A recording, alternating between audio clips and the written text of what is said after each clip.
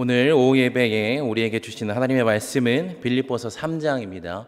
빌립보서 3장 7절로 16절까지의 말씀을 보도록 하겠습니다. 빌립보서 3장 7절로 16절까지의 말씀을 보도록 하겠습니다. 제가 봉독하겠습니다. 그러나 무엇이든지 내게 유익하던 것을 내가 그리스도를 위하여 다 해로 여길 뿐더러 또한 모든 것을 해로 여김은 내 주 그리스도 예수를 아는 지식이 가장 고상하기 때문이라. 내가 그를 위하여 모든 것을 잃어버리고 배설물로 여김은 그리스도를 얻고 그 안에서 발견되려 함이니 내가 가진 의의는 율법에서 난 것이 아니요 오직 그리스도를 믿는 믿음으로 말미암은 것이니 곧 믿음으로 하나님께로부터 난 의의라.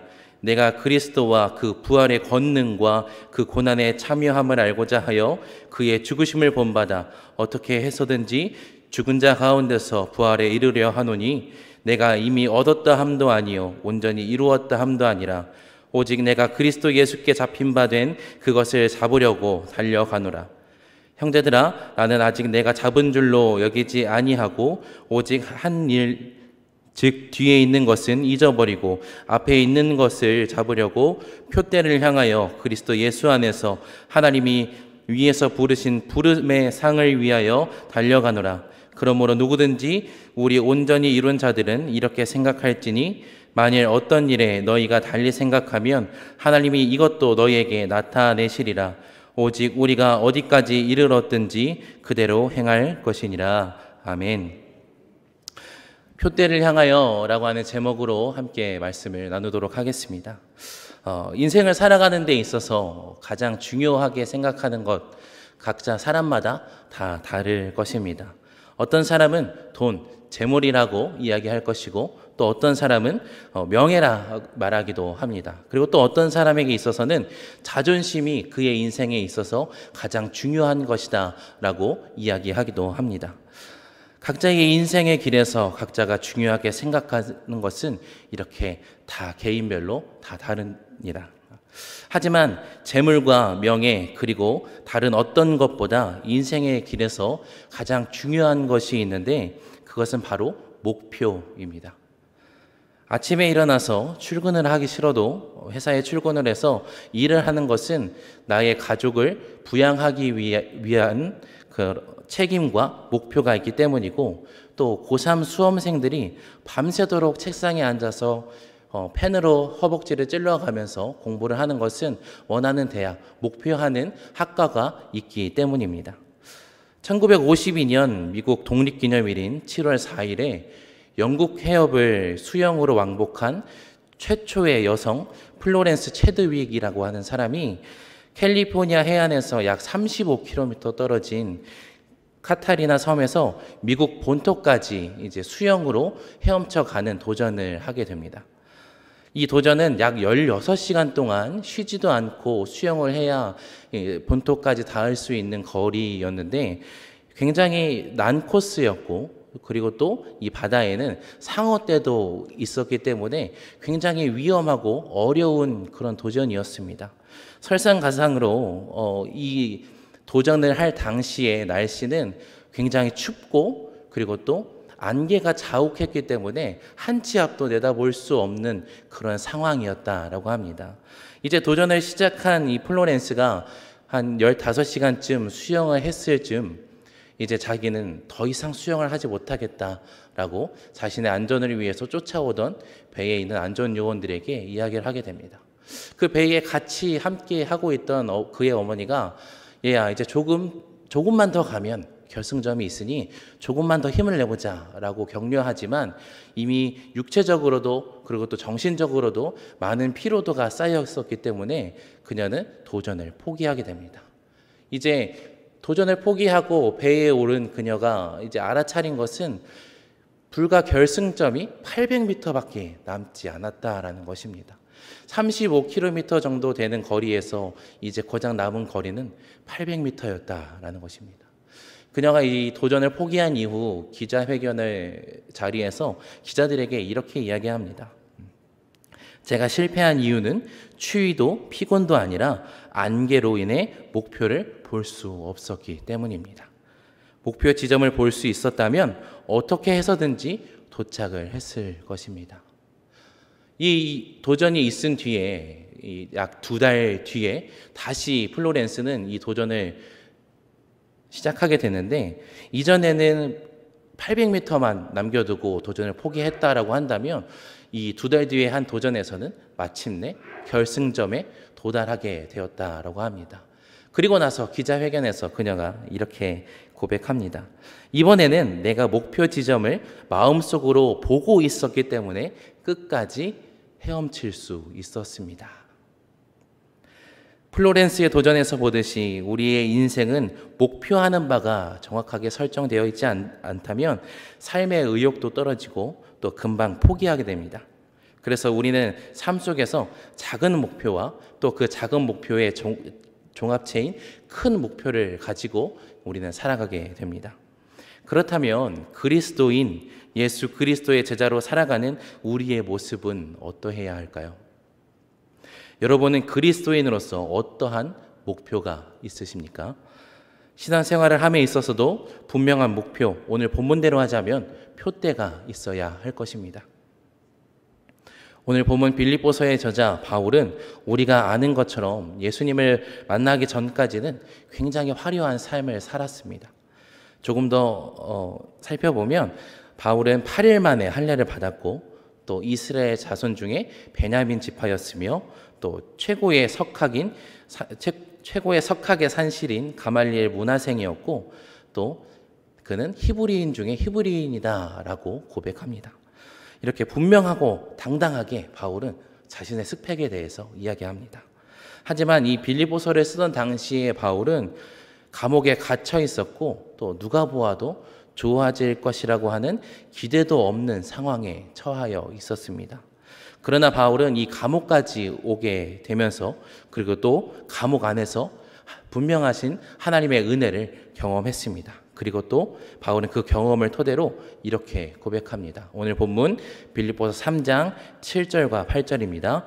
그러나 무엇이든지 내게 유익하던 것을 내가 그리스도를 위하여 해로 여길 뿐더러 또한 모든 것을 해로 여김은 내 주 그리스도 예수를 아는 지식이 가장 고상함이라. 남부러울 것 없는 삶, 요즘 표현대로 하자면 금수저인 삶을 살아갔던 바울입니다. 그렇지만 그 모든 것을 바울은 다 해로 여긴다 이야기합니다. 조금 더 쉬운 말로 번역한 메시지 성경에서는 이 본문을 이렇게 번역합니다. 나는 저들이 자랑스럽게 내세우는 조건들을 내가 명예로이 여겼던 다른 모든 것들과 함께 갈기갈기 찢어 쓰레기통에 내던졌습니다. 바울이 이렇게 고백한 것은 감옥에 오기까지 경험한 일들을 통하여 인생관의 근본적인 변화가 있었고 복음으로 체험된 신앙의 고백인 것입니다. 바울은 분명하게 자신이 열거한 항목에 대해서 자신의 삶의 목표로 여기고 굉장히 중요하게 여기고 살아갔습니다. 그리고 그것들로 인해 행복을 누리면서 바울은 살아갔습니다. 그러나 바울은 부활하신 예수 그리스도를 만난 이후에 완전히 바뀌었습니다. 삶의 목표가 바뀐 것입니다. 그 많은 이익들을 이제는 손실이다 이야기합니다. 바울의 이 결정은 좋은 것에서 더 좋은 곳으로 갈아타기 위한 결심이 아닌 것입니다. 마치 최신형 핸드폰을 구입해서 사용을 하다가 그 다음 버전의 핸드폰이 나와서 저 핸드폰으로 바꿔야겠다 라고 결심을 하고 그 핸드폰의 기종을 사서 구입해서 사용하는 것과는 다른 이야기입니다. 자신에게 이익이라 생각했던 것들이 바울에게 있어서 실제로는 자신을 좀먹는 벌레와 같았고 또 자신을 썩게 하는 것이라는 것을 바울은 깨닫게 된 것입니다. 우리가 세상의 것을 목표로 하고 살아가게 되면 우리는 예수 그리스도에 대한 믿음이 점점 사라지게 됩니다. 당연하게도 세상의 것을 목표로 하게 되면 우리의 시선은 예수 그리스도가 아닌 세상에 더 머물게 되고 우리의 시선이 향해 있는 세상의 가치에 우리의 삶을 빼앗겨 버릴 것입니다. 그때는 교회 나와 예배하고 있지만 그 예배는 하나님께 영광 돌리기 위한 예배가 아닌 나의 지위를 높이는 행위, 나를 뽐내는 행위로서의 예배가 되어지고 말 것입니다. 이것은 분명히 우상 숭배와 동일한 것이고 예수 그리스도의 제자라 말할 수 없는 삶이 되어집니다. 예수님은 분명 우리에게 자기를 부인하고 자기 십자가를 지고 따라오라 라고 누가복음 9장에서 우리에게 말씀하셨습니다. 이 십자가를 지고 따른다 라고 하는 것은 우리가 아는 것처럼 자기 자신의 것을 포기하고 하는 것입니다. 그리고 주님을 따라가는 것입니다. 그리스도인으로서 세상 속에서 살아가면서 우리는 세상의 가치를 목표로 하는 때가 있습니다. 앞서 말했던 것처럼 물질과 명예가 될 수 있고 혹은 자녀의 성공, 나의 자존심 등 세상과 동일한 가치를 우리는 목표로 살아갑니다. 그러나 바울은 오늘 우리에게 단호하게 이야기합니다. 내게 유익하던 것을 다 해로 여긴다. 세상 속에서 살아가기에 세상의 가치를 무시할 수는 없습니다. 그리고 세상의 가치가 있어야만 우리가 살아가는데 도움이 되는 것도 사실입니다. 그러나 그리스도인으로서 우리는 세상의 가치가 최종 목표가 되어서는 안 됩니다.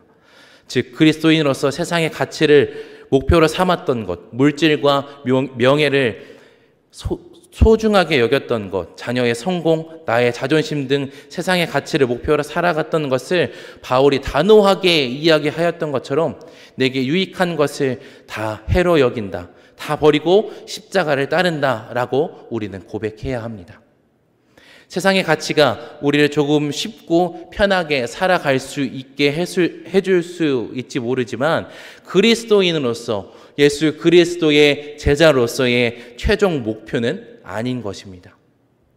그래서 바울은 모든 것을 다 잃어버린다 할지라도 아까워하지 않을 수 있는 것은 예수 그리스도를 아는 지식이 가장 고상하기 때문이다 라고 오늘 성경에서 이야기합니다.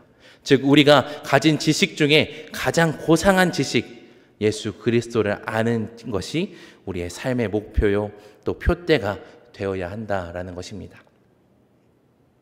예수님을 알아간다라고 하는 것은 율법을 지킴과 같은 행위에서 비롯되는 것이 아니라 오직 예수 그리스도를 믿는 믿음으로부터 출발합니다. 이것에 대해 미국의 신약학자 윌리엄 핸드릭스는 이렇게 이야기합니다. 솟아오르는 태양 앞에서 모든 별이 꼬리를 감추듯이 그리고 크고 값진 진주 앞에서 모든 보석들이 광채를 잃어버리듯이 바울에게 있어 내 주 그리스도 예수와의 깊은 교제 앞에서 그 밖의 모든 것은 빛을 잃었다. 저희 집에 이제 한 11개월쯤 이제 들어서는 상전이 한 분 지금 집에서 열심히 놀고 계십니다. 이 상전이 공놀이를 굉장히 좋아하세요. 그래서 공보다 더 좋은 장난감이 있고 더 비싸고 누가 봐도 이게 제일 좋아라고 하는 장난감이 있음에도 불구하고 이 아이는 이 제 손가락만한 이 공을 굉장히 좋아합니다. 그래서 이 조그마한 공 하나면 모든 것이 해결됩니다. 아무리 다른 장난감을 손에 쥐어주고 이렇게 놀려도 다 던져버리고 공을 향해서 열심히 전진을 합니다. 이 아이에게 있어서는 자그마한 공이라 할지라도 그 어떤 장난감보다 재미있는 놀잇감이고 자신의 행복을 충족시켜줄 수 있는 가장 좋은 해결책인 것입니다. 이처럼 예수를 아는 지식은 우리가 살면서 어떠한 문제가 생겼을 때에 해결할 수 있는 그 어떤 지식보다도 나의 경험보다도 이 조그마한 공과 같이 모든 것을 해결해 줄 수 있는 가장 고상한 지식이며 경험이며 또 삶의 지혜인 것입니다. 즉 우리는 이 땅에서 살아감에 있어서 다른 것보다도 예수 그리스도를 아는 것을 목표로 살아가야 합니다. 그리고 또 표대를 향하여서 간다라고 하는 것은 다른 말로 이야기하면 예수 그리스도의 발자취를 따라가는 것입니다. 바울도 오늘 본문에서 예수의 죽으심을 본받아 부활의 기쁨에 참여할 것을 기대하고 있는 것을 볼 수가 있습니다. 예수 그리스도를 본받아 살아가는 것은 분명히 고난이 동반된다고 우리는 성경에서 이야기하고 또 우리는 여러 차례 경험해 왔습니다. 하지만 이 고난에 참여하는 것이 바로 예수를 아는 것, 예수 그리스도의 발자취를 따르는 것이며 우리의 신앙생활, 삶의 목표를 위한 발걸음입니다. 우리가 예수 그리스도를 아는 것, 발자취를 따르는 것을 표대로 하여 살아갈 때에 하나님은 분명한 상이 있음을 이야기하십니다. 오늘 본문 빌립보서 3장 14절입니다. 표대를 향하여 그리스도 예수 안에서 하나님이 위에서 부르신 부름의 상을 위하여 달려가노라. 본문에서 부르신이라고 하는 이 단어는 헬라어로 클레세오스라고 합니다. 이 단어의 뜻은 부름, 초청의 의미를 가지고 있습니다. 그리고 상이라고 하는 단어는 우리가 잘 알듯이 경기에서 승리자에게 주는 상품을 의미합니다. 이것을 종합하여서 보면 우리가 표대를 향하여 달려갔을 때 얻게 되는 상은 생명의 면류관으로서 천국잔치에 하나님께서 우리를 초청하신다라는 것입니다. 한국교회가 성장할 당시에 우리는 예수를 믿으면 복을 받는다라고 이야기를 들었고 또 그렇게 전도해 왔습니다. 물론 이것은 틀린 말은 아니지만 이것이 예수를 믿으면 돈을 잘 번다와 같이 왜곡되기도 하였습니다. 우리가 예수를 믿어서 받는 복은 이런 물질의 축복도 분명하게 있지만 가장 근본적인 것은 바로 천국잔치에 참여할 수 있는 것, 하나님께서 우리에게 주신 그 초청 카드를 받는 것입니다. 예수 그리스도를 따라 살아가는 것을 표대로 삼고 달려갈 때에 우리는 이 구원의 소망을 마음속에 품고 살아갈 수가 있습니다. 이 소망이 우리 마음속에 자리 잡고 있을 때에 우리는 더욱더 이 표대를 향하여 달려갈 수 있는 힘을 얻고 한 걸음 한 걸음 나아갈 수가 있는 것입니다. 오늘 본문인 빌립보서 1장 6절입니다. 너희 안에서 착한 일을 시작하신 이가 그리스도 예수의 날까지 이루실 줄을 우리는 확신하노라. 우리가 표대를 향하여 달려가기 시작할 때 하나님은 이미 우리 안에서 표대를 향해 갈 수 있는, 도착할 수 있는 능력과 힘을 착한 일로 시작하셨습니다. 그리고 예수 그리스도의 날, 표대에 도착하는 날까지 우리가 힘을 잃지 않도록 역사하심을 우리는 믿고 나아가야 합니다. 하나님은 우리가 나아가야 할 방향을 모르고 있을 때에, 헤매고 있을 때에 우리의 방향이 되어 주셔서 우리가 나아가야 할 방향을 분명하게 그리고 정확하게 가르쳐 주실 것입니다. 사랑하는 양문의 성도 여러분, 우리 인생의 목표는 세상적 가치가 아니라 오직 예수 그리스도입니다. 오직 예수 그리스도의 발자취를 따라 살아가는 것입니다. 세상이 아무리 물질이, 명예가 더 좋은 목표, 표대다라고 이야기할지라도 그 모든 세상적 가치는 우리의 신앙생활에 있어서 넘어지게 하는 걸림돌이고 또 우리를 좀먹는 벌레일 뿐입니다. 우리가 가장 먼저 추구해야 하는 것, 가장 가치를 두어야 하는 것, 바로 예수 그리스도를 알아가며 그 발자취를 따르며 구원의 표대를 향해 내 자신의 삶을 살아가는 그런 저와 여러분의 모습이 되기를 바랍니다. 제가 지난 목사고시 시험을 볼 때 논술 시험에 한국교회의 문제점과 또 그 문제점의 해결 방안을 쓰라라고 이제 문제가 나와서 설교가 너무 깁니다 라고 썼어요. 근데 또 저는 혼날 줄 알았는데 또 하나님이 또 붙여주셔가지고 그렇게 또 썼는데 길게 하는 것도 아닌 것 같아서 이제 말씀을 마치려고 합니다. 표대를 향하여 간다.